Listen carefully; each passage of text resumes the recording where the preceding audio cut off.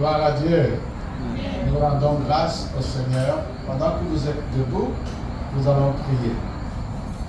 Père éternel, toi qui trônes au-dessus des cieux, et qui par ton amour immense nous a accordé le salut, la filiation à toi, nous qui étions perdus à cause du péché de nos premiers parents. Seigneur, nous te rendons grâce ce soir. Que tu continues à trouver de voies et moyens pour nous réconcilier à toi. Tu nous guides par ton Saint-Esprit. Seigneur, je plaide la présence du Saint-Esprit ici ce soir. Que ce soit ce Saint-Esprit qui parle, et que ton serviteur se taise. Seigneur, nous prions que ce même Esprit ouvre les pensées, le cœur et la compréhension de tes enfants qui sont venus passer ce temps pour écouter ce qui vient de toi. Qu'ils puissent non seulement écouter, mais que tu leur donnes l'onction de mettre en pratique ce qu'ils auront compris. Nous prions au nom précieux de Jésus que ta main se pose sur ce lieu, que tu le rendes saint. Et au nom tout puissant de Jésus-Christ, nous mettons en déroute toute force contraire à l'Esprit de Dieu. Nous mettons en déroute tout esprit qui influencera cette session négativement à travers n'importe quel moyen. Au nom tout puissant de Jésus-Christ, nous couvrons chaque espace avec le sang de Jésus-Christ. Et nous plaidons pour que le Saint-Esprit nous accorde son feu dans la gloire de Dieu Tout-Puissant. Nous disons Amen. Amen. Veuillez vous asseoir.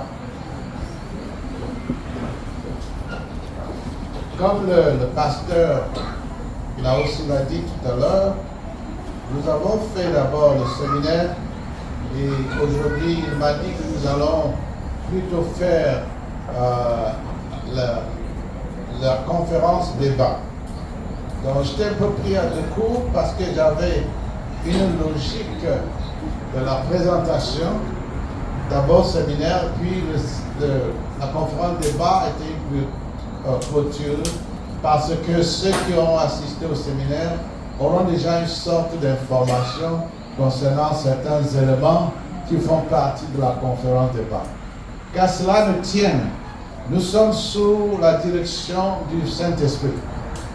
Le thème de la conférence débat s'annonce un peu très conforme à la réalité d'aujourd'hui, ce que nous avons appelé les mondes.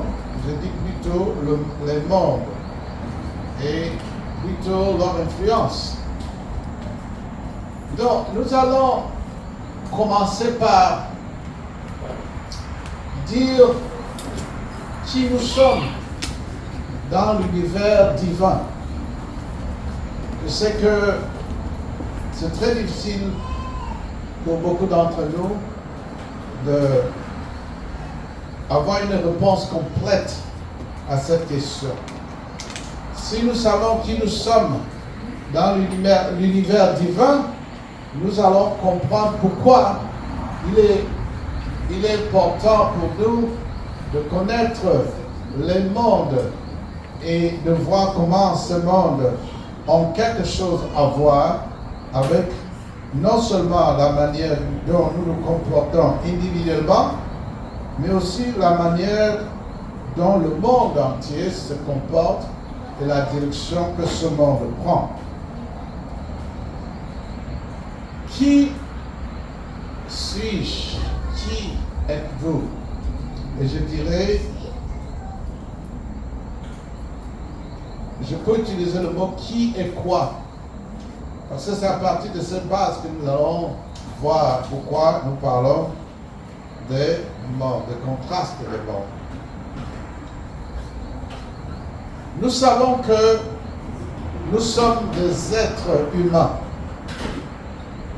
Et comme je l'ai dit dans un livre de Martinique, l'être humain est un nom composite.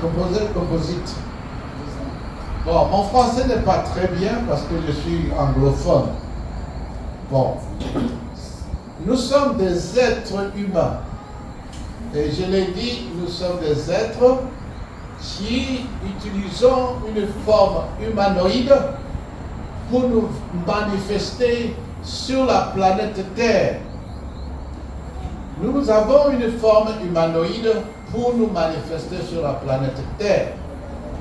Et cette forme humanoïde est faite de matière tirée de la terre. D'après le livre de Genèse, chapitre 2, au verset 7, si vous pouvez le lire, le livre de Genèse, chapitre 2, au verset 7, si vous avez, je n'ai pas une Bible en français, mais je pense qu'on peut le lire ici.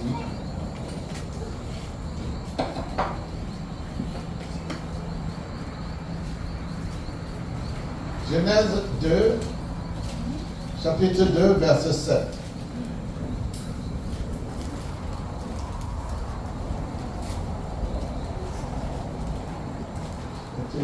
Dans la salle.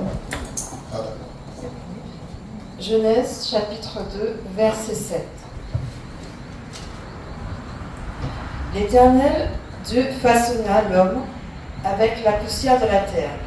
Il insuffla un souffle de vie dans ses narines et l'homme devint un être vivant. Voilà. Merci beaucoup.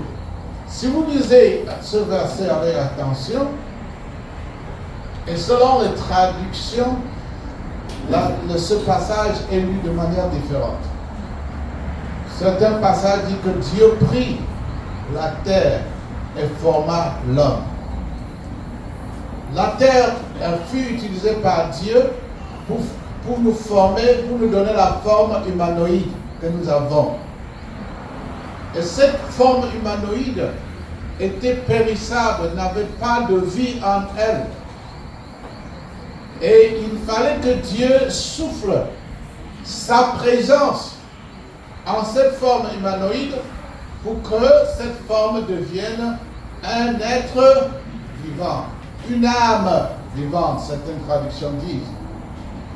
Donc, nous sommes donc des êtres multidimensionnels. Nous sommes des êtres qui avons une hiérarchie en nous.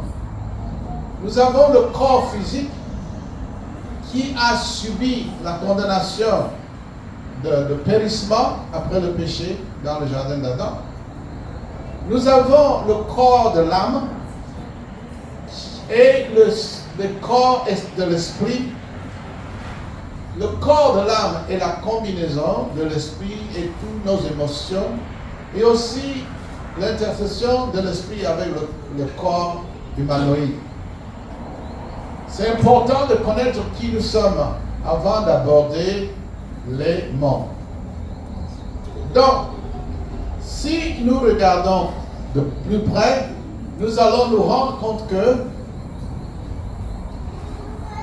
l'être humain tel que nous le connaissons n'est pas fonction ni de la taille, ni de la dimension physique de du corps, mais c'est un être vivant, c'est un esprit vivant, c'est une âme vivante qui habite un corps périssable. Ce qui nous permet de comprendre que Jésus n'est pas venu pour sauver notre corps. Il est venu pour sauver l'âme. L'âme est immortelle. L'esprit est immortel, mais l'âme et l'esprit ne sont pas éternels. Parce que l'éternité n'a pas de commencement et n'a pas de fin. Nous avons un commencement, mais nous n'avons pas de fin en Christ. Donc nous disons, nous sommes immortels, nous allons vivre continuellement et en commencer quelque part. L'âme et l'esprit sont influencés par beaucoup d'autres hiérarchie spirituelle et autre hiérarchie que nous pouvons appeler énergétique. Donc, si je définis qui nous sommes en matière de la hiérarchie, nous allons voir que l'élément le plus bas, c'est le corps. Et l'élément le plus élevé, c'est l'esprit. Maintenant, nous nous connectons métaphysiquement. Quand je dis métaphysiquement, ça veut dire avec une forme qui n'est pas charnelle. Le mot métaphysique simplement veut dire ce qui n'est pas physique. Ce n'est pas un mot de l'occultisme ou du mysticisme, parce que ceux-là ont emprunté cela dans le vocabulaire, le langage des gens, des hommes. Maintenant, nous allons nous rendre compte que le corps physique que nous possédons nous permet tout simplement de mouvoir et de maintenir le corps de pensée et le corps de l'esprit, le corps de l'âme, le corps des émotions, ensemble, en case, à l'intérieur de ce corps. Mais le corps de l'âme et le corps de l'esprit, bien le corps de la pensée, est libre. C'est pour ça que la plupart d'entre vous peuvent être assis ici à l'église en ce moment, mais ils ne sont pas là. Le corps est là, on voit bien le corps. Mais comme on ne vous voit pas, vous ne me voyez pas non plus, et je vais étayer un peu sur ça, comme on ne se voit pas, vous pouvez être déjà à la cuisine en train de contempler le dîner après le service. Vous pouvez être encore au travail en train d'essayer de résoudre un certain nombre de problèmes. Vous entrez et sortez comme vous voulez, vous quittez le corps comme vous voulez, mais personne ne se rend compte. Ce qui nous amène à dire que les êtres humains ne se voient pas. Les êtres ne se voient pas. Mais ils voient la forme humanoïde que nous avons. Et selon ce que le monde, notre être invisible est en train d'expérimenter, cela a des répercussions sur le corps physique. Dans le corps physique, je dirais, c'est un traître du corps métaphysique. Le corps physique va réagir parce que c'est l'esclave du corps spirituel, c'est l'esclave du corps métaphysique, si vous voulez dire, le corps de l'âme, le corps de la pensée, le corps de nos émotions. Ainsi dit, je peux maintenant procéder à la pensée suivante. Qu'est-ce qui nourrit le corps de l'âme? Qu'est-ce qui nourrit le corps de l'esprit? Qu'est-ce qui nourrit le corps des émotions et le corps de la pensée? Est-ce la nourriture que nous mangeons? Non. Le physique ne peut pas nourrir le non-physique. Donc, ce corps dont nous parlons reçoit ces informations, sa nutrition, des observations de nos sens physiques qui sont des voies d'accès de l'information que nous présente le monde dans lequel nous vivons, ou bien l'univers dans lequel nous vivons. Et aussi nous recevons de l'information des mondes supérieurs ou des mondes inférieurs dont nous allons parler tout à l'heure. Et le corps n'est là que pour réagir. J'inviterai mes frères et sœurs ce soir en Christ de comprendre que en réalité, il ne sert à rien de modifier chirurgicalement la structure de notre corps, ça pour des raisons de santé. Il ne sert à rien parce que ce corps n'est qu'un véhicule. C'est mieux de modifier le corps de la pensée qui a un effet immédiat sur le corps physique. C'est mieux de modifier le corps spirituel. C'est mieux de modifier le corps de l'âme. Je veux dire, améliorer ces corps-là pour pouvoir avoir, parce que ces corps ont une grande influence sur le corps physique. Bien. Maintenant, vous comprenez qui nous sommes, n'est-ce pas? Je vous donne juste un tout petit résumé d'une très très longue étude parce que le temps nous fait défaut. Je veux maintenant vous dire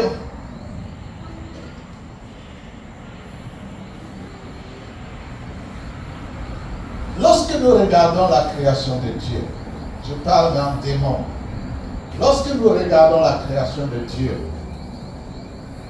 celle qui nous est permis de voir, parce que l'être humain, par le corps physique, est extrêmement limité. Nous sommes extrêmement limités en matière de perception sensorielle.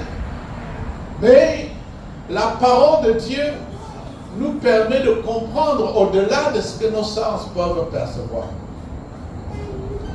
Lorsque nous regardons l'univers de Dieu, je vais vous dire une chose. Nous nous posons la question, et j'ai eu cette question bien avant, où était Dieu avant la création? Lorsque nous lisons la Bible, Genèse 1 dit, au commencement, Dieu créa les cieux et la terre. Où était-il avant cette création? Et j'ai bien posé cette question à Dieu. La réponse reçue est la suivante. Dieu avait le chez lui. Dieu n'était pas un sans-abri. Dieu vivait au ciel qui n'est pas une ville, qui n'est pas une planète, qui plutôt est une galaxie. C'est aussi grand qu'une galaxie. De lumière. Une galaxie de lumière. Donc, à partir de chez lui, Dieu crée les cieux. Les cieux qui sont composés de milliards de galaxies. Et dans les galaxies, nous avons des systèmes stellaires. Et les systèmes stellaires ont des systèmes planétaires. Et nous faisons partie du système stellaire Soleil. Et nous sommes membres du système planétaire qui tourne autour du Soleil. Donc nous appelons les cieux, au fait, c'est l'espace. Pourquoi? Parce que la planète Terre n'est pas séparée de l'espace. Nous faisons partie des cieux. Nous sommes quelque part dans les cieux, dans l'espace des cieux. Donc nous devons bien comprendre la différence entre les cieux et le ciel. Le ciel, c'est la demeure de notre Créateur. Bien entendu, lorsque nous disons Dieu, ce n'est pas son nom. C'est un nom, au fait, un nom commun. Si vous mettez dehors, vous dites Dieu, il ne va pas répondre. Parce que vous pouvez parler de Dieu de l'arbre. Vous pouvez parler de Beelzébub, c'est un Dieu pour certaines personnes. Donc le mot Dieu est un nom commun, mais le nom propre de Dieu, je ne le connais pas pour le dire, parce que chez les Hébreux qui nous ont amené la Bible, les Israélites, Dieu s'est manifesté en plusieurs noms que nous appelons les attributs de Dieu. Et le nom qu'il a donné à Moïse, il a dit « Je suis ». Ça, c'est un nom unique, n'est-ce pas? Qui es-tu? Quel est ton nom? Je suis. Vous m'appelez, vous me demandez, Docteur Martin, quel est votre nom? Je dis sans nom. Qu'est-ce que ça veut dire ça? Donc Dieu, jusqu'à présent, nous ne connaissons pas et nous ne pouvons pas connaître son nom de famille ou son prénom, parce que ça n'existe pas. Il est au-dessus de tout ce qu'il a créé. Donc, Le ciel est séparé des cieux. Les cieux comportent des éléments visibles et matériels et des éléments invisibles et spirituels. Un jour, le Seigneur me projette dans l'espace. Je suis à une distance inouïe dans l'espace. Et je vois comme un océan d'étoiles. Ça scintille. Et tout autour, c'est l'obscurité. Mais il y a un océan d'étoiles qui scintille. Et le Seigneur me dit, voici mon univers. J'étais accroché à l'angle. Et j'ai regardé en bas. C'était profond. J'ai dit, mon Dieu, si je tombe, je vais... C'est fini. J'ai dit, Seigneur, c'est beau ça. Il dit, oui, voilà. Je ne suis pas dedans. J'ai créé cela. Mais l'influence de Dieu est dans tout ce qu'il a créé. Vous comprenez ce que je veux dire, n'est-ce pas? L'influence de Dieu est dans tout ce qu'il a créé. Tout comme le soleil, qui est une planète, a une influence sur la vie sur Terre. Mais elle n'est pas, le soleil n'est pas dans chacun de nous. Mais il exerce une influence sur nous. Donc, ce jour-là, j'ai compris la notion du ciel et des cieux. Après, le Seigneur m'a dit, j'étais amené à l'orée de la galaxie Milky Way. Milky Way, c'est notre galaxie. La Voie lactée. Il m'a dit, j'étais amené à l'orée de la Voie lactée. J'ai compris. Maintenant, dans notre présentation de ce soir, lorsque j'ai visité l'enfer, l'ange m'a mené en enfer et qui m'a permis d'écrire ce livre, il m'a fait une révélation sur le monde qui nous influence. Donc, au niveau de l'être humain, nous sommes vraiment influencés par ce que j'appelle le monde supérieur. Le monde supérieur, c'est le monde de lumière. C'est le monde d'où vient l'influence divine de tout ce qui est bien. Tout ce qui est bien vient du monde supérieur. Quand je dis bien, je parle de l'absolu bien, pas le bien relatif. Tout à l'heure, je venais à l'église avec le pasteur là aussi. J'ai vu de grandes citernes sur la route. Je lui ai demandé qu'est-ce que c'est. Il me dit ce sont les citernes de fabrication de rhum. J'ai dit, il y a une usine de rhum ici, au quartier. Il dit oui, c'est une société qui fabrique le rhum. Vous savez que le rhum fait du bien à certaines personnes, mais c'est un bien désastreux, n'est-ce pas? C'est un bien relatif. Tout comme d'autres stupéfiants font du bien à ceux qui les utilisent, mais temporellement. Le mal aussi est un bien relatif aux méchants.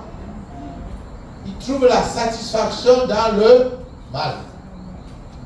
Or, si l'esprit supérieur où Dieu est, à travers lequel il nous influence positivement avec la puissance divine, avec la direction du Saint-Esprit, si tout cela existe et que nous recevons cela, la polarité opposée, j'appelle cela la polarité positive. Maintenant, il y a donc la contrepartie qui est la polarité quoi?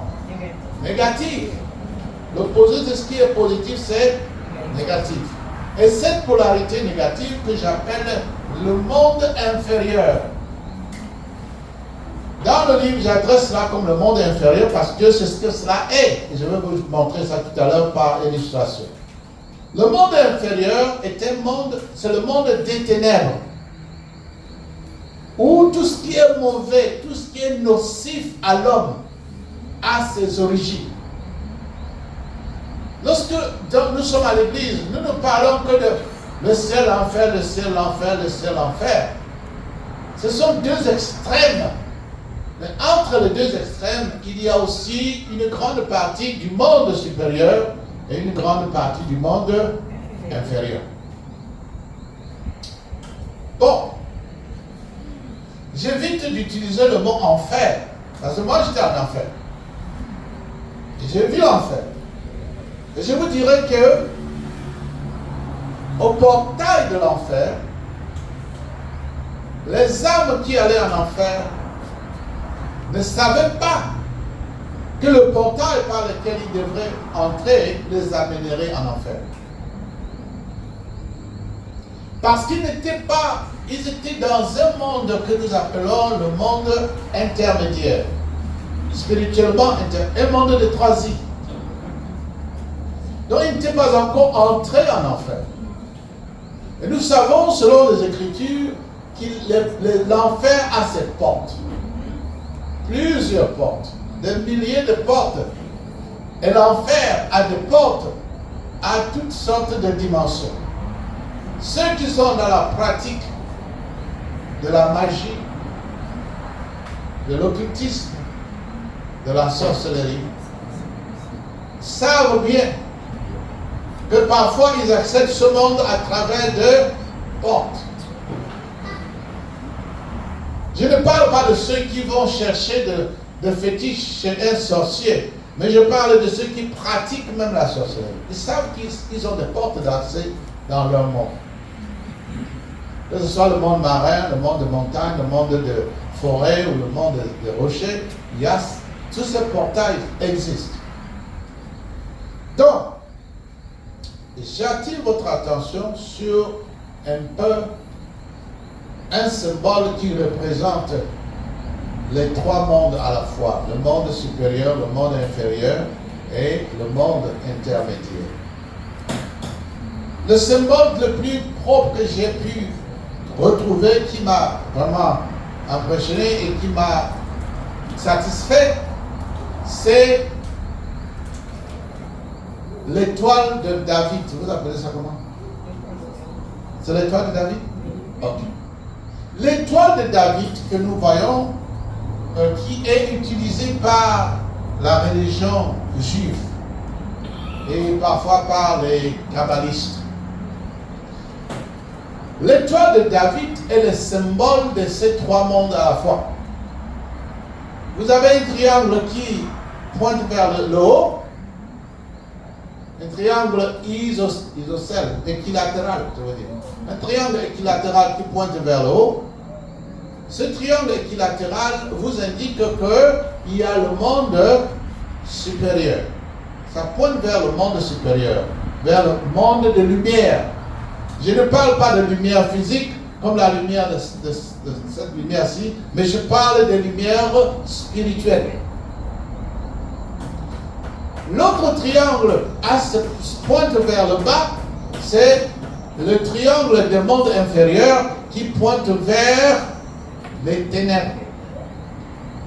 Et vous voyez que les deux triangles se croisent et il y a un espace entre les deux triangles lorsqu'ils s'intercèdent. Cette zone entre les deux triangles, c'est le monde intermédiaire. C'est le monde de décision. C'est notre monde. Nous vivons donc dans le monde intermédiaire. Le monde intermédiaire reçoit l'influence du monde supérieur, c'est-à-dire l'influence du bien et l'influence du mal. Et c'est dans ce monde intermédiaire que se fait le combat pour nos âmes. Je vous donne un exemple.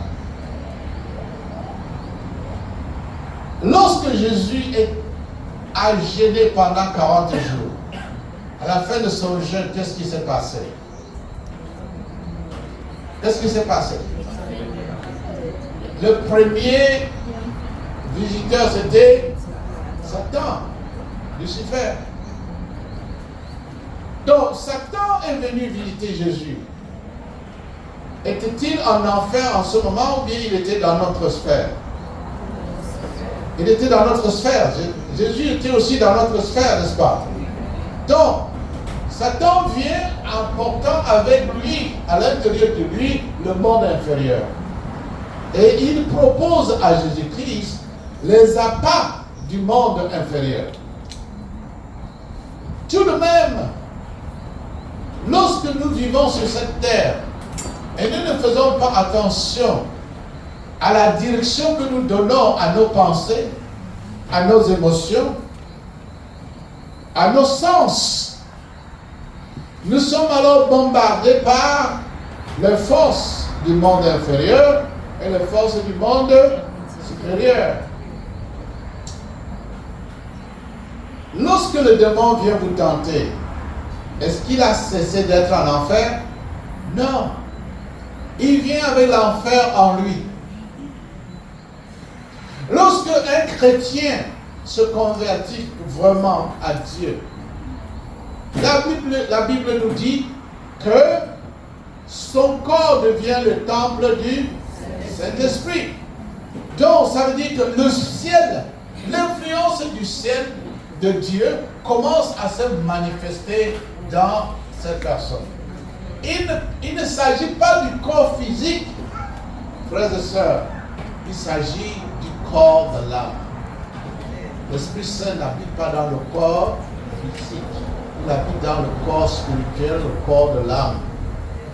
Et c'est à partir de ce corps qu'il nous transforme en suggérant, en faisant des suggestions à notre esprit pour que nous puissions prendre la direction qu'il nous faut. Donc, l'homme a été créé avec ce que nous appelons le libre arbitre. Tout comme les anges avaient été créés avec le libre arbitre. La Bible nous enseigne que Lucifer était le héros de Dieu, rempli de lumière, le chef d'orchestre de la musique céleste. Et il s'était trouvé en lui une étincelle du péché. Et quelle était cette étincelle du péché? C'était l'orgueil, qui a donné naissance à l'envie, à l'ambition personnelle. C'est pour ça que la Bible nous met en garde contre les ambitions personnelles, surtout au niveau des ministères. Parce que Dieu connaît les siens qui sont dans le ministère. Quelle que soit la comédie que nous allons jouer, je parle de nous, les hommes de Dieu. Dieu du ciel dit que là, je te connais, toi là, je te connais pas. Amen. Donc, retenons ceci.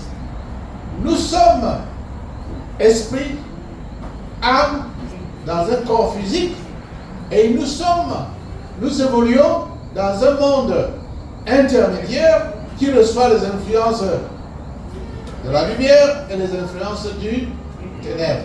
Maintenant, lisons, si nous pouvons lire Genèse 1, chapitre 1.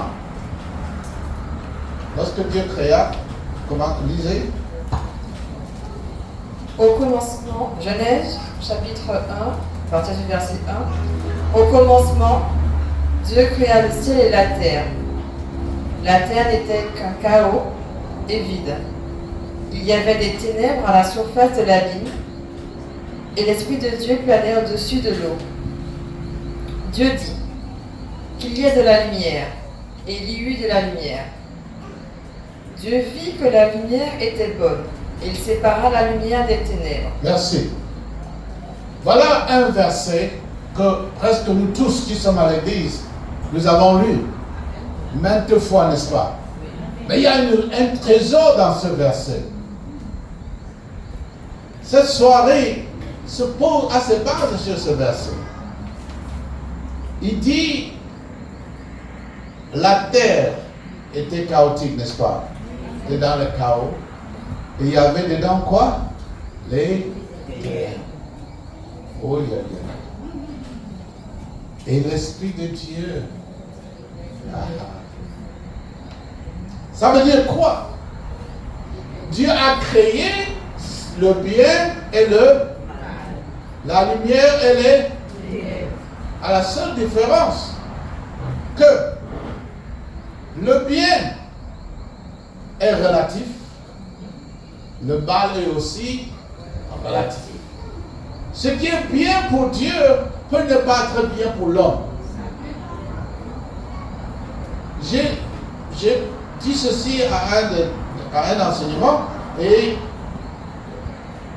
un enfant de Dieu, un homme de Dieu, je peux dire, il s'est levé, il est parti. Il a dit non, c'est faux. Dieu ne peut pas créer le mal. Dieu ne peut pas créer le mal. Quelle est la question? Si vous étiez à ma place, qu'est-ce que vous lui aurez dit? S'il n'a pas créé le mal, non, il n'est pas Dieu. Parce qu'il a créé toute l'existence. La Bible nous dit rien n'existe qui n'a pas été créé par lui. Donc s'il n'a pas créé le mal, il n'a pas créé Lucifer. Il n'a pas créé le diable. Donc le diable est un Dieu par implication. Donc faisons très attention. Il me dit, Dieu est bon et il n'est que bon. Il ne peut pas avoir des ténèbres à lui, donc il ne peut pas créer les ténèbres. Voilà ma réponse que je vais vous apporter aussi aujourd'hui.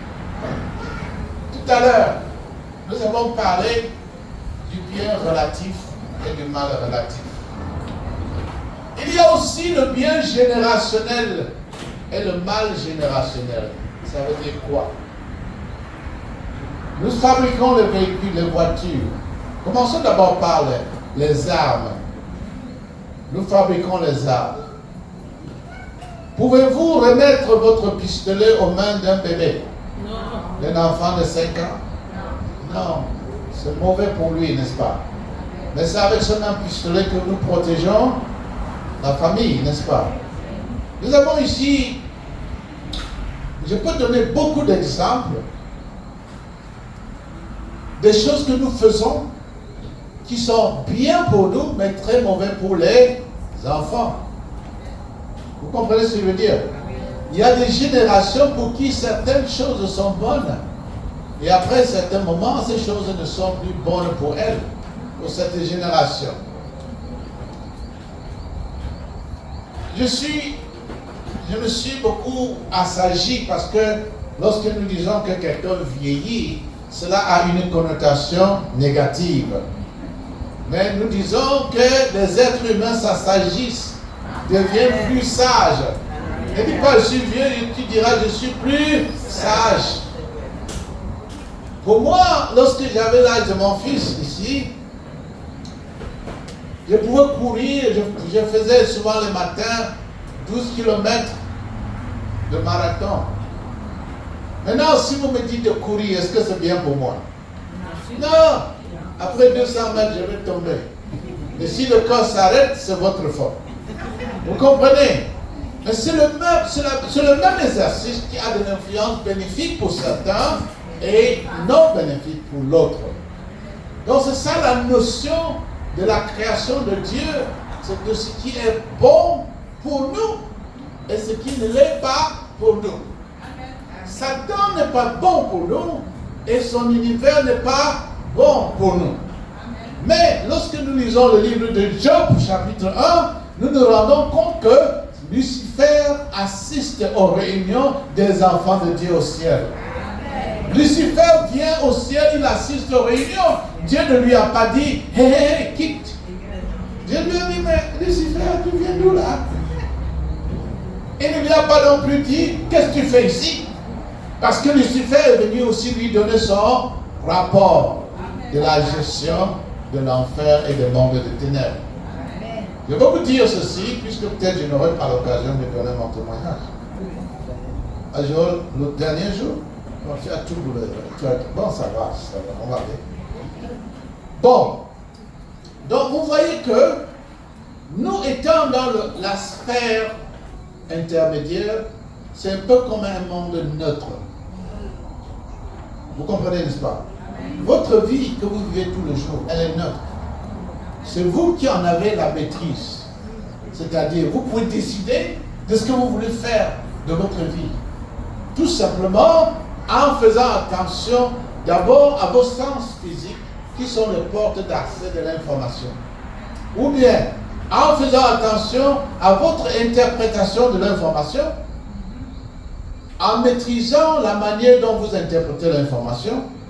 Par exemple, quelqu'un qui voit tout en noir, comme on dit souvent, a tendance à vivre d'abord une vie malheureuse, deuxièmement, à pécher plus. De même façon, quelqu'un qui voit tout en rose a tendance aussi à vivre une vie non disciplinée. Donc, le monde intermédiaire, c'est notre monde où nous prenons contrôle des choses, ou bien nous choisissons quelle direction prendre. Qu'est-ce qu'un chrétien? Ou bien, je dirais plutôt, qu'est-ce qu'un enfant de Dieu? Parce que il y a une différence entre un enfant de Dieu et un chrétien. Tout comme il y a une différence entre le serviteur de Dieu et le serviteur du diable qui utilise le nom de Jésus. Donc un enfant de Dieu, c'est quelqu'un qui a pris la résolution de poursuivre, de se livrer à l'influence du monde supérieur, le monde de la lumière de Dieu. Lorsque nous avons lu Genèse 1, il est écrit que Dieu dit que la lumière soit. Et la lumière fut. Et il la sépara des ténèbres. Ça, c'est une fondation pour tout chrétien. Je dois me séparer des ténèbres. J'ai cette autorité divine, j'ai cette free will, ce libre arbitre dont je l'utilise pour choisir la lumière de Dieu. Car si la lumière était les ténèbres, Dieu ne les aurait pas séparés. Il les avait séparés. Donc dans une image mentale, nous pouvons voir que nous marchons sur une ligne extrêmement fine entre la lumière et les ténèbres. La lumière a ces êtres qu'on appelle les êtres de lumière, parmi lesquels se trouvent les anges de Dieu, que nous appelons les anges de lumière. Le monde de lumière a ces êtres qui évoluent dans la lumière. Et lorsque vous lisez le livre de Révélation, vous allez vous rendre compte que les êtres de lumière ne sont pas tous des anges. Vous voyez que Dieu a créé des êtres de toutes sortes, avec toutes sortes de formes. Mais les êtres de lumière sont là pour faire du bien. Pour nous faire du bien. Pour nous conduire vers le bien. Pour nous faire plaire à Dieu. Maintenant, les êtres des ténèbres qui occupent le monde des ténèbres sont là pour nous détruire. La Bible dit, Satan rôde.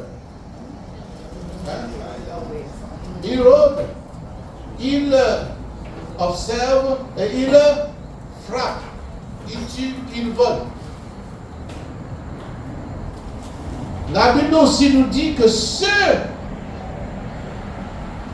qui sont dans le bien marchent dans la lumière. Et ils voient là où ils vont. Ceux qui sont dans les ténèbres marchent dans la nuit. Et cela nous amène toujours au même verset. La Bible nous dit, Dieu appela la lumière le jour et il appela les ténèbres la nuit. Il leur donna des noms. N'est-ce pas? Nous devons apprendre à connaître les noms. Les noms des ténèbres, les noms de la lumière. ne pas être versé dans nos émotions et juste accepter. Donc Dieu donna un nom à la lumière, la journée. Pour ceux qui sont dans l'œuvre des ténèbres, pour ceux qui pratiquent les arts des ténèbres, spirituellement, ils évoluent dans la nuit, comme nous le savons. Dieu aussi a créé un astre extrêmement brillant, le soleil, pour continuer à éclairer le jour. Il a créé un autre astre, la lune, avec les étoiles de nuit, pour éclairer quoi? La nuit. Donc, vous verrez que toute pratique, toutes les pratiques qui honorent, eh bien, qui collaborent avec les ténèbres, la majorité a lieu dans la nuit, pas le jour. Dans notre tribu d'où je viens, on parle souvent de vampires. Les vampires sont supposés être des gens qui font des sorties astrales, qui sortent de leur corps pour aller nuire aux autres. Et on dit souvent, le vampire se couche au lit, il sort de son corps et il va dans la nuit manger l'intérieur des autres. Mais ces vampires doivent rentrer avant que le soleil ne se lève, sinon ils seront brûlés et on va les trouver morts sur le lit. Ça, c'est une croyance traditionnelle en Afrique. Et ce qui est vrai, c'est qu'un vampire ne peut pas sortir de la journée parce qu'il sera consumé par les rayons de l'énergie solaire. Vous allez dire oui, nous comprenons. Si vous avez compris, dites Amen. Amen. Connaître ces mondes et aussi savoir que nous avons le libre arbitre et que nous avons l'autorité de choisir la direction que nous prenons, nous amène aussi à comprendre que non seulement nous avons le libre arbitre de choisir où nous allons, mais aussi nous avons une autorité qui nous a été donnée par Jésus-Christ de Nazareth. Il a dit, je vous donne l'autorité sur les ténèbres. Amen. Et ceux qui auront cru et qui vont et prêcher la parole du royaume de Dieu, la bonne nouvelle, il dit, voici ce qui les suivra. Si vous lisez dans le livre de Marc, chapitre 16, à partir du verset 15, vous commencez à lire, vous allez voir que Jésus a dit, les signes de Dieu suivront ceux qui auront cru. Pas précéder ceux qui auront cru, mais les suivront. Donc il va falloir que déjà nous nous positionnions dans un de ces deux mondes extrêmes, soit le monde de lumière ou le monde de ténèbres. Et si nous nous positionnons dans le monde de lumière, ça veut dire que nous sommes influencés par la volonté de Dieu. Et si nous mettons en pratique cette volonté de Dieu, nous avons l'autorité maintenant complète nous avons l'autorité sur le monde des ténèbres parce qu'en ce moment-là, l'Esprit de Dieu est avec nous. Par la grâce de Dieu, j'ai fait énormément de combats spirituels tellement nombreux que j'en perds le compte. Et dans la plupart de ces combats spirituels, je ne me trouve pas seul. Il y a toujours de l'aide. J'ai toujours l'assistance. Et très souvent, c'est l'assistance de deux anges. Je les vois descendre. Et on combat ensemble. Mais ils ne font pas mon travail pour moi. Puisque l'Esprit de Dieu en moi combat aussi. Donc, nous qui sommes ici, devons comprendre que si nous choisissons le monde qui est le monde de Dieu, nous avons la victoire. Et non seulement nous avons la victoire, nous ne sommes plus seuls. Mais si nous connaissons ces deux mondes, les deux extrêmes, le monde inférieur et le monde supérieur, nous en parlons du matin au soir, du soir au matin, mais nous ne nous engageons pas dans l'un d'eux, ce n'est qu'une information. Cela ne nous rend pas victorieux, cela ne nous rend pas forts, cela ne nous change pas. Certaines personnes pensent qu'appartenir au monde supérieur de Dieu veut dire être béni. Et c'est cet évangile que prêchent les églises de prospérité. C'est bien que lorsque nous allons dans une église, Dieu ne nous dit pas que Dieu a mis Dieu a déjà placé une voiture devant notre porte que nous allons trouver dans 2 mois, nous disons, ah, le pasteur là, il ne sait rien. Je veux les bénédictions. Croyez-moi, lorsque vous cherchez les bénédictions matérielles, vous évoluez dans le monde inférieur. Parce que Dieu a dit dans Matthieu 6, 33, de faire quoi? Chercher d'abord. Ça veut dire accéder le royaume supérieur de lumière où Dieu a son influence. Et ces richesses viendront en nous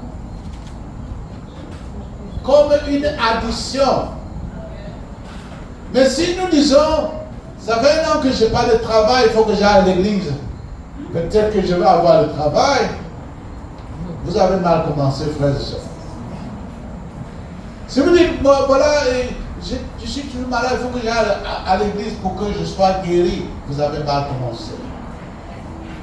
Nous devons dire, nous nous sommes éloignés de notre source, notre créateur. Revenons à notre créateur et il s'occupera de nous.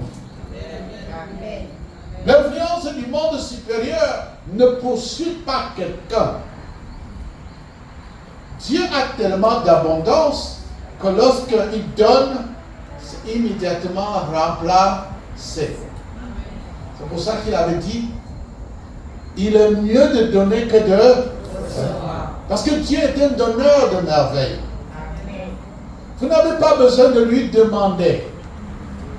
Il vous donne. Croyez-moi. Vous avez besoin d'accéder dans son royaume, dans sa dimension et d'y rester. Or, si vous voulez trouver la bénédiction de Dieu, rien que dans le matérialisme, vous allez bientôt run out of. Comment dire ça? Vous allez atteindre vos limites bientôt. Alors que Dieu a beaucoup plus de bénédictions à nous donner. Quelle est la première bénédiction que Dieu nous donne? C'est le salut. C'est le salut. C'est-à-dire, nous accédons au monde supérieur et Dieu nous y garde. Il dit, tu es venu, tu restes avec moi. Je ne veux plus te laisser retourner dans le monde inférieur. Donc tu fais la navette entre le monde intermédiaire et le monde supérieur.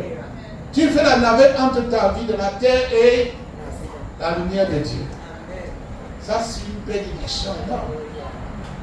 La deuxième bénédiction que Dieu nous a donnée, qui dépasse toute bénédiction, c'est quoi? La sanctification et la purification. La quoi? Sanctification et purification. Qu'est-ce que cela veut dire? Cela veut dire que si Dieu ne me sanctifie pas, s'il ne me purifie pas, je n'ai pas accès au ciel. Même si je suis dans la lumière. Je le dis parce que il y a la théologie de une fois sauvé pour toujours. Très dangereux. Pourquoi? Parce que cette théologie fait croire que lorsque nous sommes sauvés, nous sommes immédiatement dans le monde de lumière et nous restons là automatiquement. Et Dieu s'en fout de ce que nous faisons après. Donc nous vivons comme nous voulons. Mais Dieu dit toujours, le péché passé sont effacés. Maintenant, le péché présent sont effacés, les péchés futurs sont effacés. Et Satan nous dit, bravo, bravo, bravo, viens, on va faire un trajet ensemble. Je l'ai dit à Martinique et je vais le répéter ici pour illustrer cette partie. J'ai dit que j'avais eu une expérience spirituelle très courte mais valide pour moi, où je m'étais retrouvé devant le portail, je dirais un autre portail, et il y avait comme un comptoir, et ceux qui passaient à travers ce comptoir devaient soit aller au ciel, soit aller en enfer. Et à ce comptoir, il y avait des personnes qui étaient debout qui disaient, vous ne passez ici avec rien. Donc vous devez vous vider. Vous voyez comme vous allez faire sécurité, n'est-ce pas? Quand vous passez à l'aéroport, on vous dit de vous dépouiller de tout et puis vous même des chaussures. Là c'était un peu comme ça. On disait, personne ne passe ici avec quelque chose en lui. Donc j'étais venu, les gens déposaient leur truc, le dernier truc sur la table, et ils continuaient. Lorsqu'ils dépassaient ce comptoir, ils faisaient la droite pour aller au ciel, ou ils faisaient la gauche pour prendre le chemin de l'enfer. Alors j'étais arrivé, j'avais sur moi deux choses. J'avais mon portable et j'avais mon porte-monnaie. Donc, j'avais déposé mon porte-monnaie sur le comptoir. Le porte-monnaie représente quoi? La richesse matérielle, n'est-ce pas? J'avais déposé ça sur le comptoir. Mais j'avais amené avec moi mon portable. Qu'est-ce que représente le portable dans votre vie? Les portes. N'est-ce pas? Les portes de l'information, de la manipulation. Puisque avec le portable, on accède à toutes sortes d'informations. Donc, arrivé là où je devais tourner, automatiquement, j'ai tourné à droite. Et juste à l'angle là, se trouvait une personne qui m'a dit, hey, on vous a dit que vous ne pourrez entrer ici avec rien. Remettez le portable. J'ai dit, mais non, ça me permet d'être informé. Vous comprenez? Ça me permet d'être informé. Le porte-monnaie, ça va, mais mon portable, j'ai besoin de l'information. Il n'y a plus d'information ici. J'ai donc remis le portable. Et là, maintenant, se présentait une sorte d'ascenseur qui m'a fait descendre. Il y avait une grande étendue d'eau. Et il y avait deux anges au bas de cet ascenseur. Lorsque vous descendiez, il y avait comme une petite plateforme en verre. Vous savez, les dimensions de ce podium, mais c'était en verre. Donc, on vous mettait dessus et cette plateforme vous glissait à l'autre côté. Et de ce côté, je pouvais voir le ciel de l'autre côté.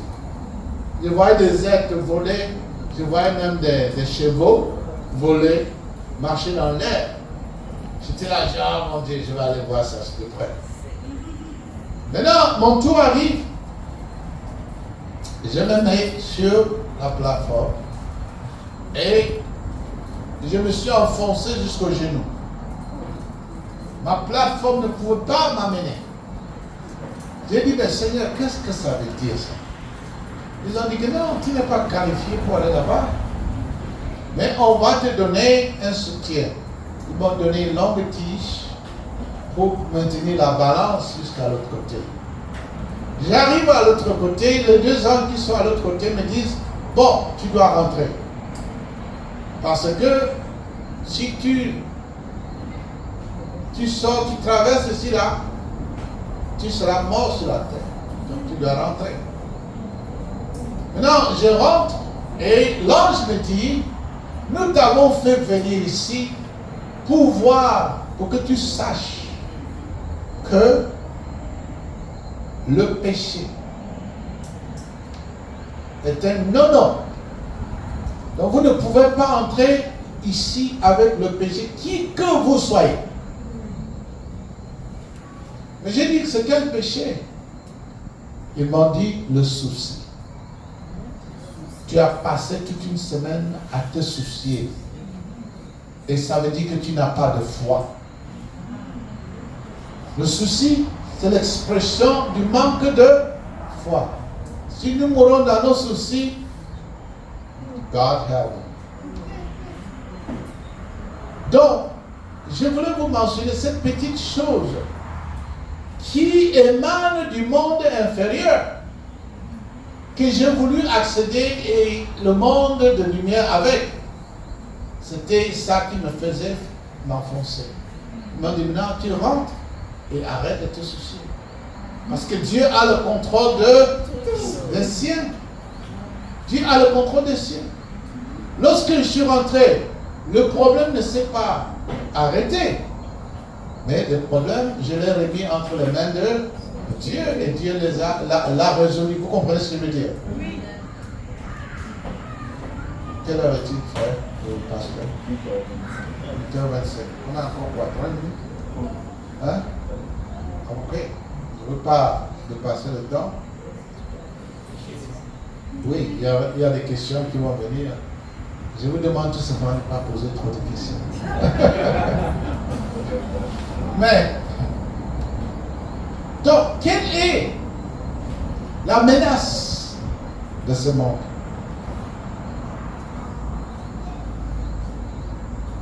La menace de ce monde est la suivante.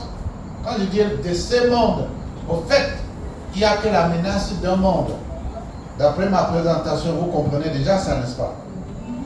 Yeah? Il y a combien? 3 mondes. Monde supérieur, monde inférieur et monde. Et nous sommes là, dans cette salle, nous sommes au monde. Et parmi nous de ce soir, il y a des gens qui sont en train de faire un mouvement vers le monde de lumière et un mouvement vers le monde des ténèbres. Amen. Si vous êtes assis là, vous dites, mais qu'est-ce que cet Africain vient faire ici en Guadeloupe? Faut qu'il rentre chez lui. Vous êtes déjà sous l'influence de quel monde? En haut? Le monde supérieur? Ok. Donc, très souvent, nous pouvons savoir dans quel monde nous influence tout simplement en écoutant nos sentiments. Ok? Si nous sommes dominés par des choses négatives, par des visions négatives, par des pensées négatives, sachant qu'il est temps pour nous d'exercer notre libre arbitre, de nous lever au nom de Jésus et déclarer notre filiation au monde de lumière. Car qui sommes-nous? Je vais donner beaucoup de versets parce que ça va un peu traîner. Je donne seulement le résumé parce que jusqu'à tous les versets que je cite ici, vous les connaissez. Qui sommes-nous selon la Bible? La Bible dit que nous sommes nés de l'Esprit comme enfants de Dieu. Dans l'évangile de Jean chapitre 1, si nous lisons ça vers partir du verset 11 à 13, nous sommes nés, on dit, non pas de chair, ni de la volonté de l'homme, mais de Dieu. Quand est-ce que cela arrive? Cela arrive lorsque nous acceptons et recevons Jésus-Christ. N'est-ce pas? Et qu'est-ce que Jésus a dit? Et en dehors d'être le Verbe et en dehors d'être Dieu, il a dit qu'il est la lumière du monde, n'est-ce pas? Et dans cette lumière, il y a la vie, n'est-ce pas? Donc la vie de Dieu est une lumière et la lumière de Dieu est vie. Donc si nous évoluons,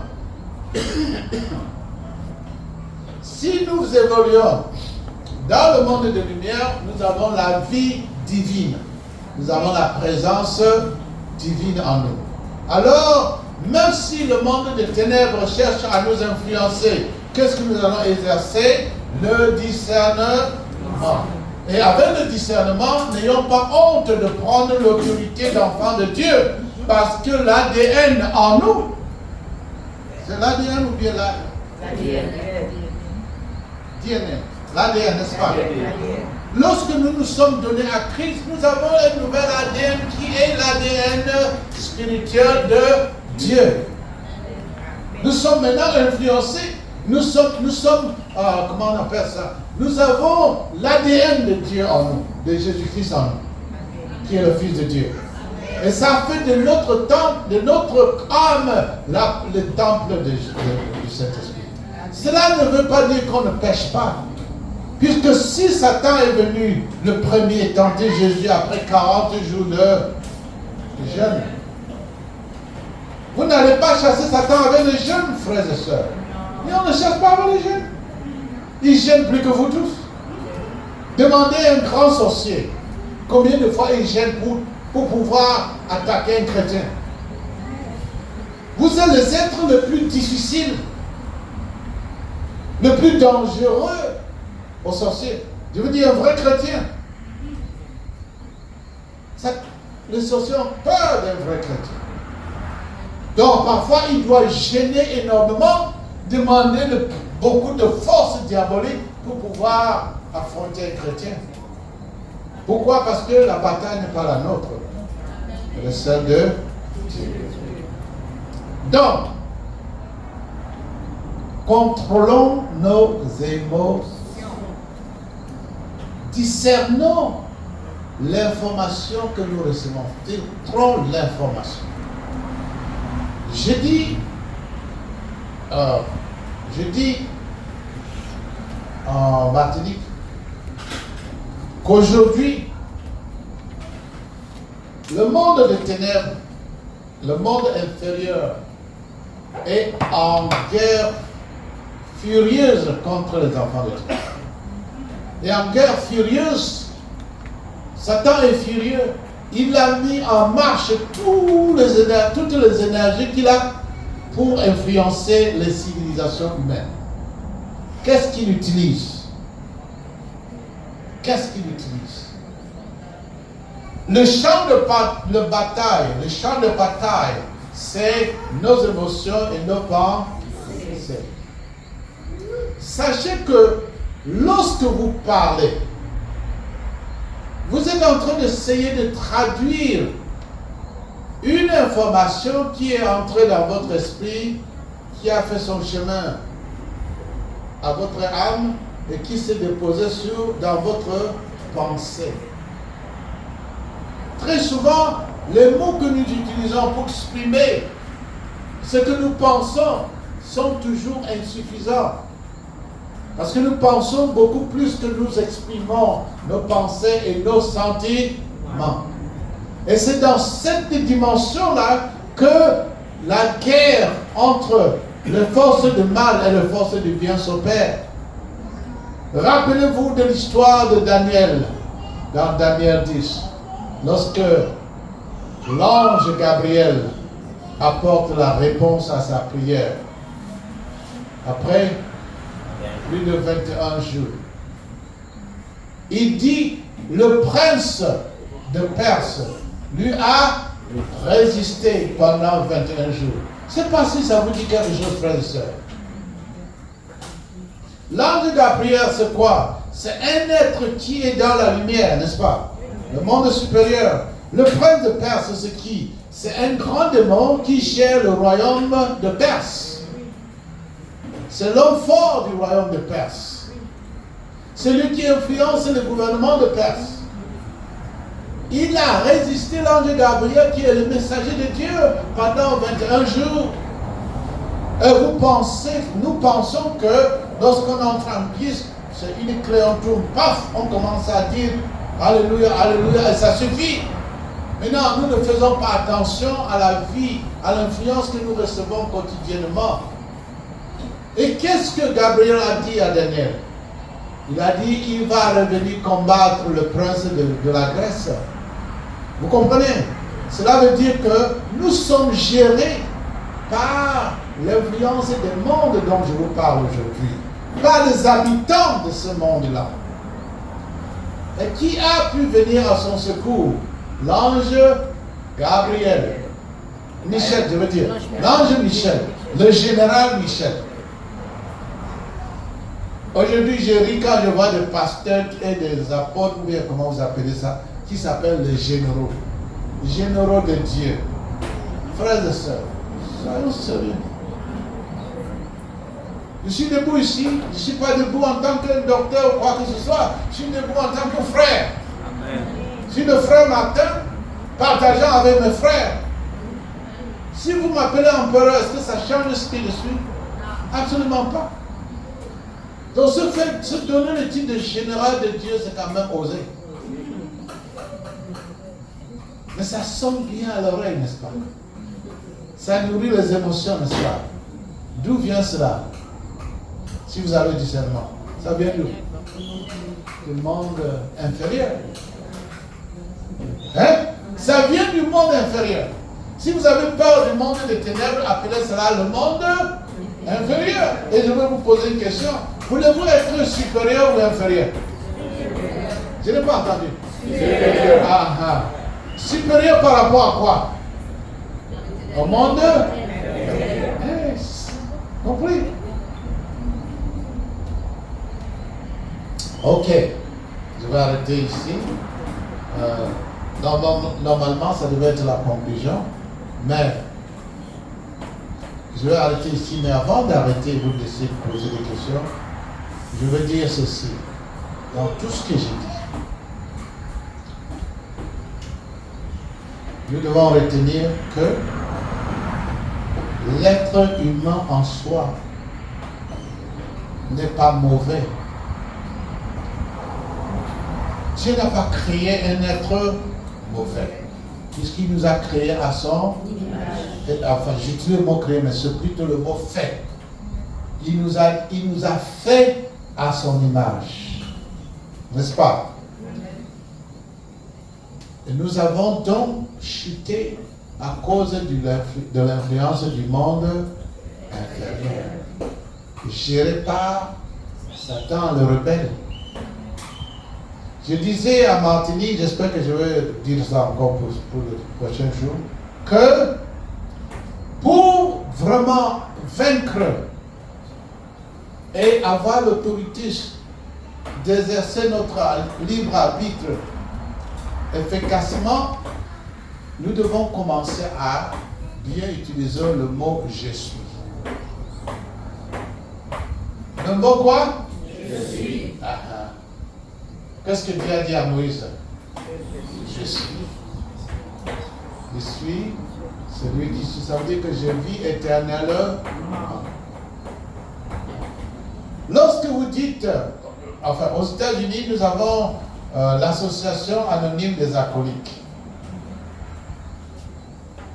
où les acolytes vont pour de l'aide, pour être désintoxiqués. Mais ils ont développé une phrase que tout patient doit prononcer. Lorsque vous vous levez, vous dites « Je suis acolyte ». Partout, vous devez dire aux gens « Je suis acolyte ». Ça, c'est un désastre spirituel, un désastre psychologique. Pourquoi? Quand vous dites « Je suis », ce qui vient après vous affecte. Passer une semaine à dire « Je suis malade, je suis malade ». Même si vous êtes solide comme le roc, vous allez être malade. Je suis me dit, j'invite cette maladie. Je me mets dans le contexte d'un malade. Vous ne pouvez pas avoir domination sur le monde et les êtres de ce monde en proclamant que vous êtes ce qu'ils veulent. Je suis menteur. Après quelques jours, vous allez commencer à dire que oui, j'ai les ailes au dos. Vous n'allez pas vous rendre compte que vous dites que vous avez des ailes au dos parce que nous utilisons le mot « je suis » et nous ne faisons pas attention à ce que nous mettons après. C'est pour ça que la foi dit « proclamez ce que vous voulez ». et pas ce que vous ne voulez. Je suis malade, quel est l'opposé de je suis malade? Je suis guéri dans le nom du... Je ne sais pas si vous voyez. Voilà. Autre chose, quand je dis, plutôt dites que l'esprit du mensonge m'influence. Au lieu de dire je suis menteur. L'esprit du mensonge. L'esprit d'alcoolisme m'influence ou me contrôle. L'esprit de vol. Parce que derrière chaque activité des ténèbres, il y a un esprit. Donc si nous voulons vraiment vaincre ces choses-là, ce monde, nous changeons de langage. Car notre langue crée ce que nous disons, ça se crée dans ce que nous appelons les arcanes, les archétypes, le monde spirituel. C'est pour ça que quand vous chassez les démons, est-ce que vous le voyez? Non. Vous proclamez, n'est-ce pas? Je vous envoie le feu. Si vous avez l'autorité du feu, vous savez ce qui se passe? Le feu apparaît. Le frappe. Qu'est-ce qui a causé l'existence du feu? C'est la parole. C'est pour ça que Dieu dit que la parole est vie. Sa parole est vie. Ça, c'est une des choses. Deuxièmement, on veut vaincre ce monde, nous devons pardonner. Nous devons quoi? Pardonner. Nous devons pardonner les événements qui nous ont amenés à l'état où nous sommes aujourd'hui. Nous devons pardonner ceux qui sont à l'origine de ces événements. Parce que c'est comme ça que nous prenons contrôle à nos émotions.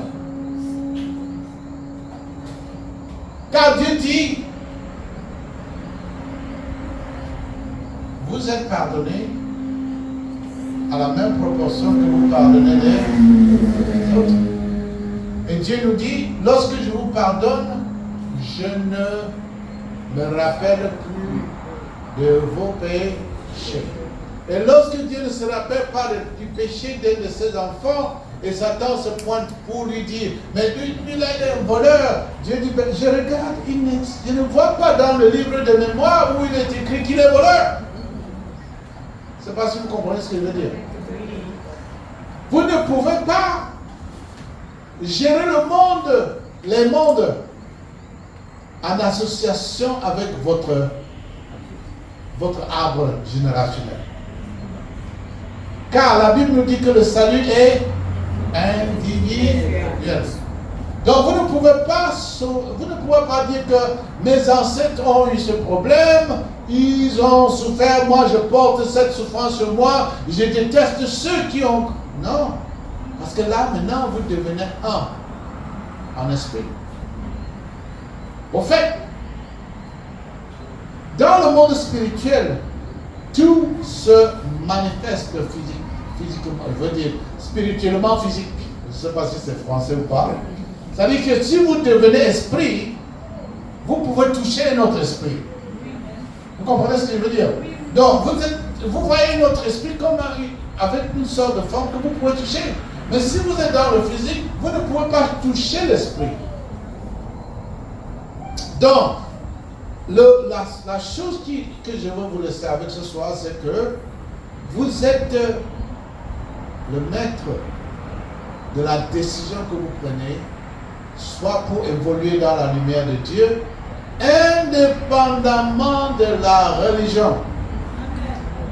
Je dis bien, indépendamment de la religion. Pourquoi? Quelle que soit la religion que vous allez suivre, il y a du blé et du vrai dedans. Allez dans n'importe quelle église, quel temple, priez pendant 1 an, jeûnez pendant 1 an. Le premier qui va entrer sera peut-être l'ivraie. Parce que Dieu a dit les deux doivent croître ensemble. Donc nous devons comprendre que le pardon est une puissance inouïe qui comment je dirais ça, qui éblouit les ténèbres. Parce que le monde de ténèbres est un monde où le pardon est inexistant. Donc, en pardonnant, comme Dieu dit, pardonnez aux autres. Ne voyez pas les effets de ce qu'ils ont fait, mais voyez votre propre âme. Amen. Vous voulez vous libérer de cela. Amen. Parce que lorsque vous êtes vous ne pardonnez pas aux autres, vous êtes comme deux criminels avec le menotte. Un à la menotte, l'autre à la menotte. Le feu sur la tête de celui qui a commis le mal contre vous, et le feu aussi sur votre tête parce que vous avez refusé de le pardonner. Du moment que vous pardonnez à cette partie, le menotte quitte, et le feu maintenant est transféré à lui. Celui qui porte maintenant le fardeau, c'est en ce moment que les êtres de ce monde l'accusent à lui, parce que vous êtes libérés. Ça va toujours faire mal, n'est-ce pas? Hein? Ça va faire mal. Mais c'est un secret spirituel avec une puissance inouïe, c'est le pardon. Le pardon est la source de toute puissance, de toute réjuvénation. Dieu ne peut pas, je dis bien, Dieu ne peut pas pardonner quelqu'un qui ne pardonne pas.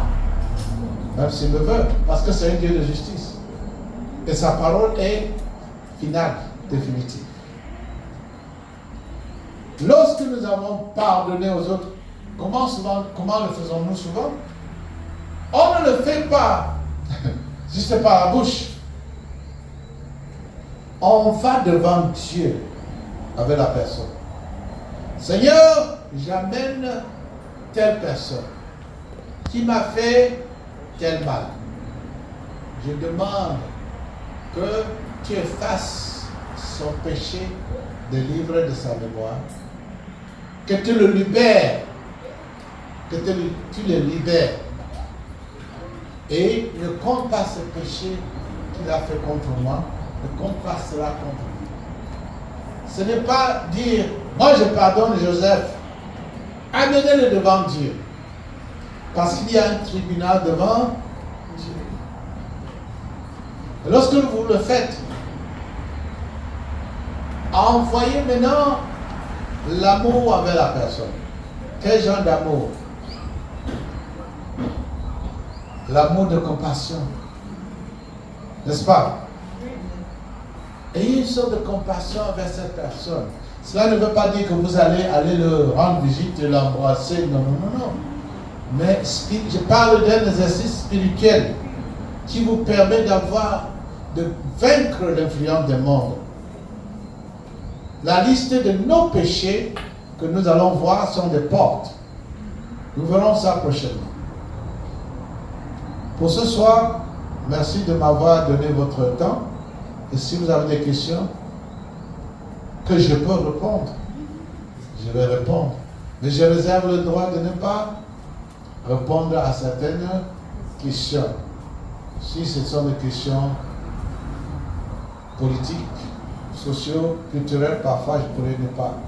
Mais si ce sont des questions qui ont trait à vous, pour votre bien, ou bien que vous pouvez utiliser pour aider les autres, je suis d'accord. Merci.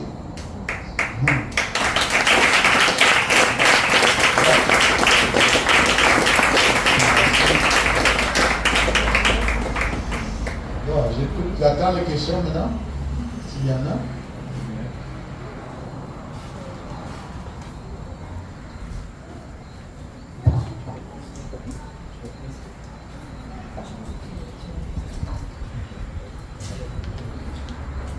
Il y a des questions? Bonsoir. Bonsoir. Ce que je n'ai pas compris, ça sera.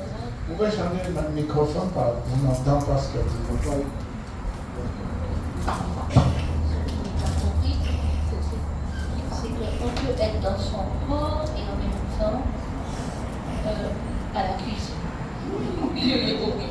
Non, ça veut dire que je peux être ici tout en étant à la cuisine dans un autre lieu. Je n'ai rien compris. Ah, d'accord. Ok. Bon, nous avons commencé par dire que nous sommes des êtres immatériels, n'est-ce pas? Nous ne sommes pas notre corps, n'est-ce pas? Nous sommes des êtres immatériels, spirituels. Donc, le corps n'est pas une prison pour nous. Nous pouvons naviguer de temps en temps. Lorsque vous êtes ici, par exemple, vous ne m'écoutez pas avec votre corps. Vous m'écoutez avec votre pensée. Et cette pensée est très libre. Elle va de gauche à droite. Vous comprenez ce que je veux dire, n'est-ce pas? Donc, là où votre corps, ce n'est pas nécessairement là où vous êtes. Je ne sais pas si vous comprenez. Là où est votre corps, c'est pas où vous êtes. Vous êtes ailleurs. Est-ce que c'est dangereux? C'est pas dangereux. Dieu l'a fait comme ça parce que Dieu nous a fait esprit. L'esprit n'est pas emprisonné dans le corps. L'esprit est continuellement en train d'expérimenter la vie ailleurs, hors du corps. Lorsque vous voyez une personne, ce que vous observez, c'est une image pâle de cette personne réelle, ou bien c'est une illusion de cette personne, s'il faut le dire. Si nous regardons, par exemple, je donne des exemples, si nous regardons ce mur, ou bien cette façade, nous n'allons pas voir exactement la même chose. Pourquoi? Parce que nous la regardons avec quoi? Les yeux mentaux et aussi les yeux spirituels. Donc certaines personnes peuvent voir certains signes qui émanent là. Combien d'entre nous ont vu plus que, je n'arrive même pas à lire ce que ça veut dire. C'est Jésus, voilà. Vous voyez Jésus, je ne vois que le film. Vous comprenez? Donc c'est pour ça que je dis, notre corps n'est pas un élément que nous devons investir dessus au détriment de notre pensée, esprit. Vous êtes là, en une fraction de seconde, vous êtes à la cuisine. En une fraction de seconde, vous revenez ici. En une fraction de seconde, vous êtes au travail. Donc ça, c'est le vous en réalité. Parce que si je parle pendant que vous êtes absent, vous ne m'entendez plus. Mais le corps est là. C'est de ça que je voulais parler. Et c'est cette partie de votre vie que vous devez contrôler. Savoir où est-ce que le lieu que vous visitez. Vous comprenez, n'est-ce pas? Voilà. Bonsoir et merci. Mais je voulais demander, est-ce que c'est possible qu'un être terrestre peut visiter le ciel? Oui, oui.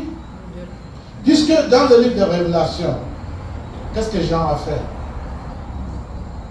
Jean dit que la porte s'est ouverte et l'ange lui a dit, viens. Il s'est retrouvé au ciel. Ce n'était pas son corps. Lorsque vous dites un être humain, dites-moi, est-ce qu'un être peut visiter le ciel? L'être que je suis. Est-ce que je peux visiter le ciel? Oui. Est-ce que je peux visiter le monde de lumière et le monde? Et je vous ai dit que j'ai visité l'enfer, n'est-ce pas? J'ai aussi vu le ciel, n'est-ce pas? Moi aussi, j'ai vu l'enfer. Exactement. Donc, c'est tout à fait normal parce que nous sommes des êtres spirituels, des êtres nous avons un corps de l'âme, un corps de l'esprit, un corps de la pensée. Tout cela fait nous. Amen. Et un corps d'émotion. Donc, c'est ça là. C'est comme la voiture que nous conduisons, c'est pour ça que ça tombe en panne souvent. Votre voiture tombe en panne, n'est-ce pas? Est-ce que vous êtes en panne? C'est la voiture. Mon corps est malade, ça tombe en panne, mais mon esprit n'est pas malade. Vous comprenez, n'est-ce pas? Voilà. Merci beaucoup. Vous m'avez fortifié. Merci. Et les expériences spirituelles, je vais ajouter, ne dépendent pas de votre affiliation à une quelconque religion. L'homme est naturellement doté des possibilités d'évoluer dans un monde ou l'autre.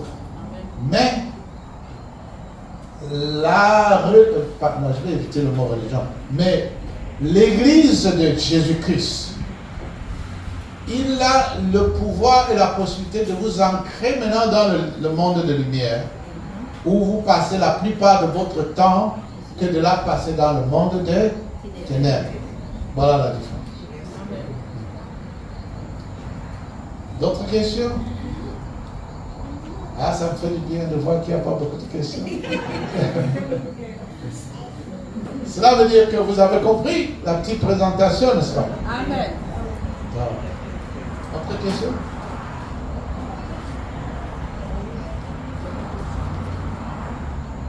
Bonsoir. Bonsoir. Alors, moi, ce que je voulais vous demander, c'est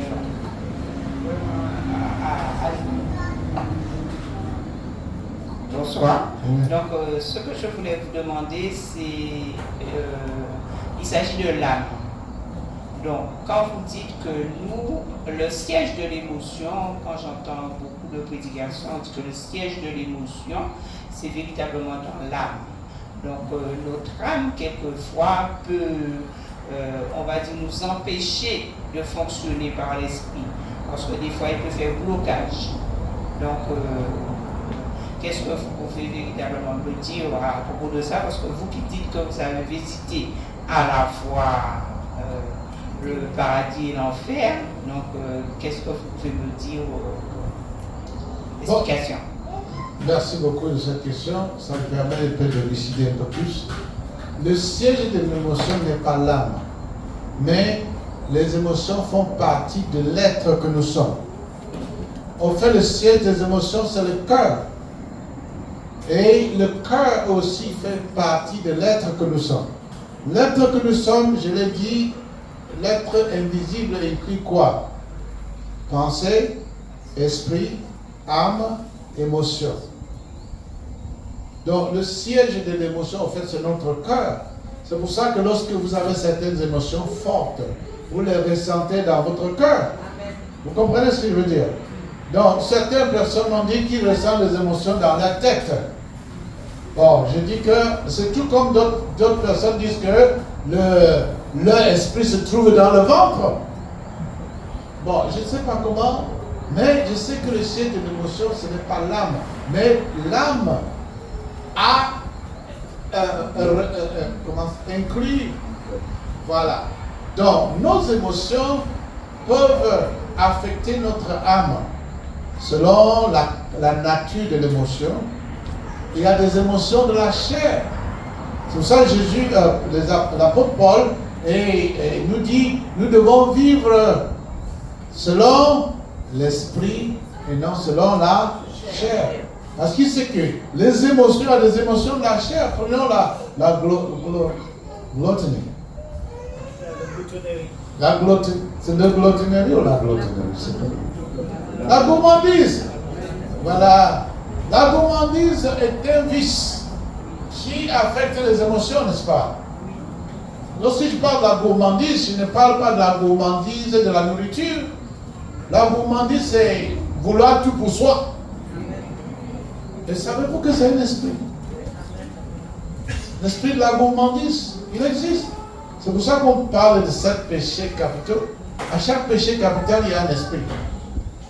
Voilà. Donc, la plupart des péchés ont leur terrain d'action dans nos émotions et nos pensées.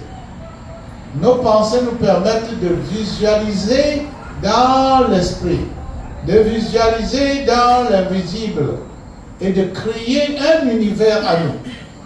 Et je vous parlerai de l'univers à nous. Nous sommes comme si vous avez déjà pris un bain de, comment ça s'appelle, de bubble. Vous mettez le truc dans le... Un bain moussant. La mousse, voilà, un bain moussant. Merci, sœur. Oh, à propos, sœur, j'ai encore votre bic. Je l'ai là. Ça fait 10 ans que me l'a donné. Je l'ai encore, je te jure. C'est écrit toujours? Hein? C'est écrit toujours? C'est écrit toujours. C'est bien écrit. Je le garde, je l'utilise pour des choses spéciales. Voilà un bien qui a été fait il y a 10 ans. Elle ne se rappelle pas. Mais les avait donné 2.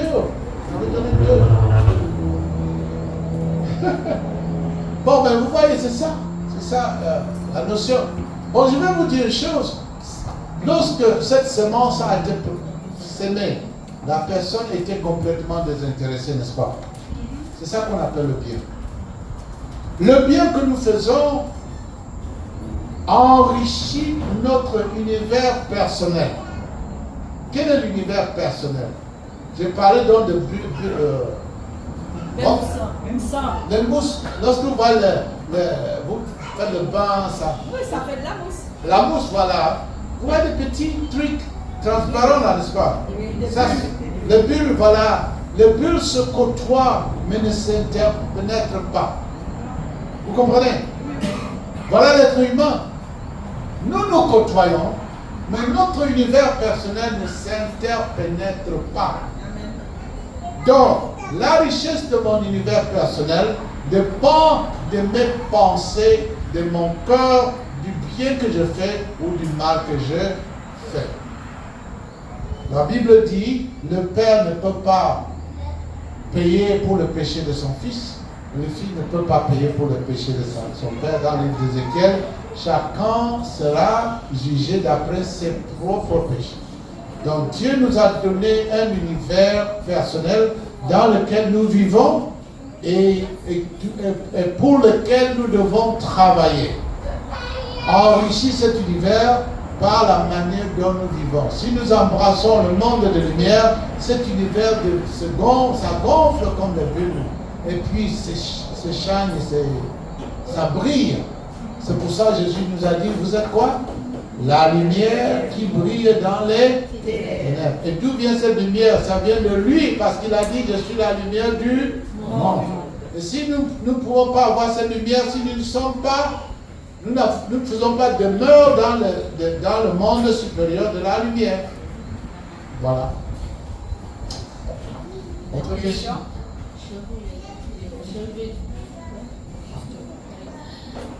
Oui, par les épreuves, nous sommes souvent en souci. Nous avons beaucoup de soucis.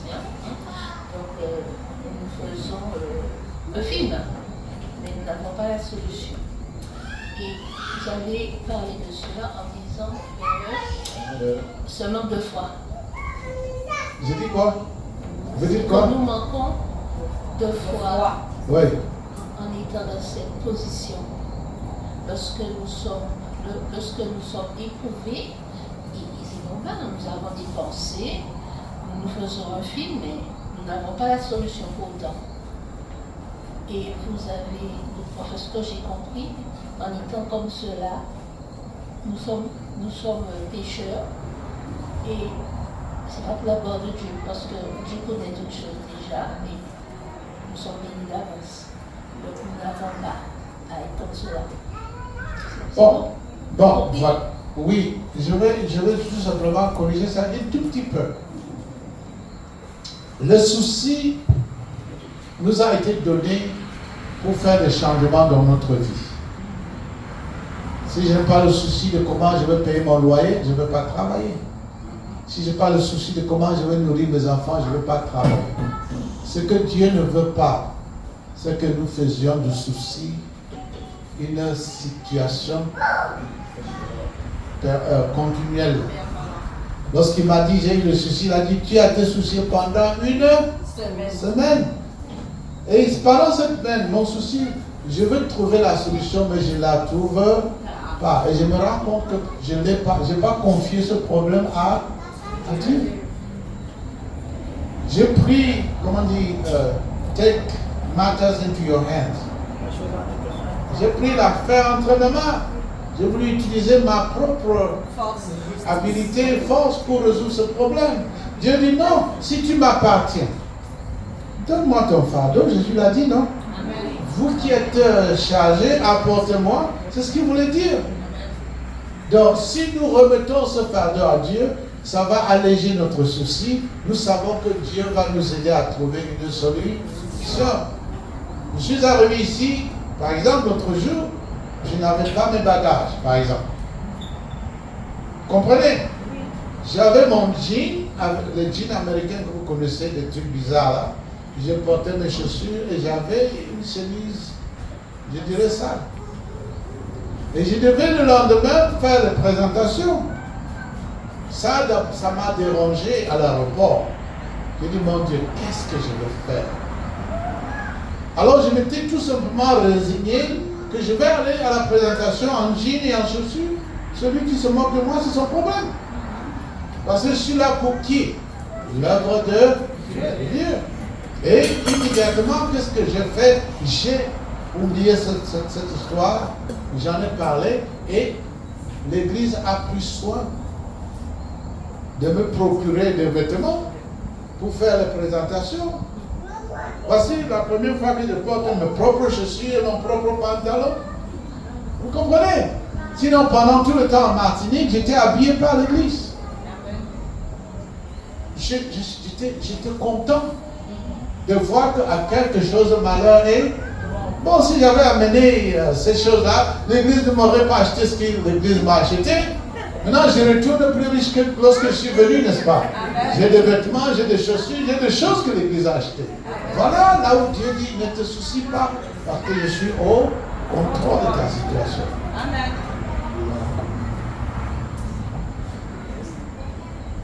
Ok. J'espère que nous allons arrêter ici, puisque je ne vois plus de questions. Et je vous invite à venir demain pour le séminaire. Nous allons commencer de bonnes choses. Bon, c'est de bonnes choses aussi pour certains. Mais nous allons passer 3 jours vraiment à nous positionner, à développer certaines autorités. C'est un séminaire en 3 parties. Première partie, qui nous sommes. Deuxième partie, quelles sont les portes de l'influence, de ténèbres et des méchants dans nos vies. Et troisième partie, comment fermer ces portes. Donc, je vous encourage à venir de 3 sessions. Vous allez apprendre pas mal de choses, mais c'est des choses simples que vous connaissez déjà, mais on va les mettre sur une forme pratique. Amen.